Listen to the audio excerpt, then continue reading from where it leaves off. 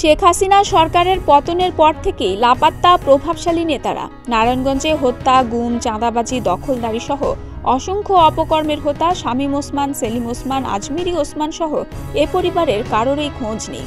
তবে আওয়ামী লীগের রাজনীতি করলেও কোনো বাধা ছাড়াই নারায়ণগঞ্জে আছেন সদ্য অপসারিত সিটি মেয়র সেলিনা হায়াৎ আইভী। গেল সোমবার অপসারণের আগ পর্যন্ত তিনি সিটি কর্পোরেশনে বসেছেন, দলীয় কর্মসূচিও পালন করেছেন। বিষয়টিকে তার ইতিবাচক রাজনীতির সুফল বলে উল্লেখ করেছেন বিভিন্ন দলের নেতারা। বলছেন, এদেশে এ ধরনের রাজনীতি ও রাজনীতিবিদদের লালন করা প্রয়োজন।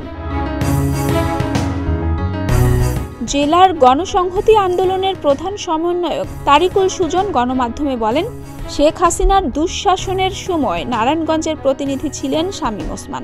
গত ১৯ জুলাই থেকে ৫ আগস্ট পর্যন্ত তিনি ও তার ক্যাডার বাহিনী ছাত্র জনতার ওপর সশস্ত্র হামলা করে অনেককে হতাহত করেছেন। তাই সরকার পতনের পর থেকেই তাকে পালাতে হয়েছে।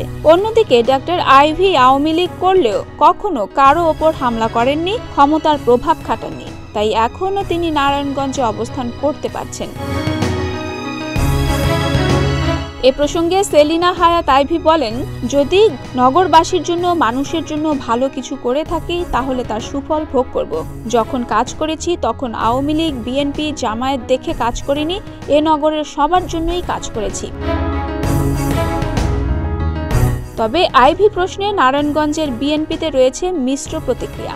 একটি অংশ প্রকাশ্যেই তার বাড়ির ইট খুলে নেয়ার হুমকি দিচ্ছে, অন্যদিকে বেশিরভাগ বিএনপি নেতা এ ব্যাপারে কথা বলতে নারাজ। মহানগর জামায়াতের প্রচার সম্পাদক হাফেজ আব্দুল মোমেন বলেন, যারা আওয়ামী লীগের কর্মকাণ্ডকে মৌনভাবে সমর্থন দিয়েছে তারাও অপরাধী।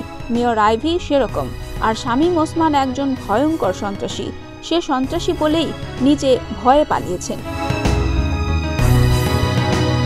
২০১১ সালে নারায়ণগঞ্জে সিটি নির্বাচনে শামীম ওসমানকে ১ লাখ ভোটের বিশাল ব্যবধানে শোচনীয়ভাবে পরাজিত করেন আইভী। এরপর থেকে আইভীর চরম বিরোধিতা করে গেছেন শামীম ওসমান।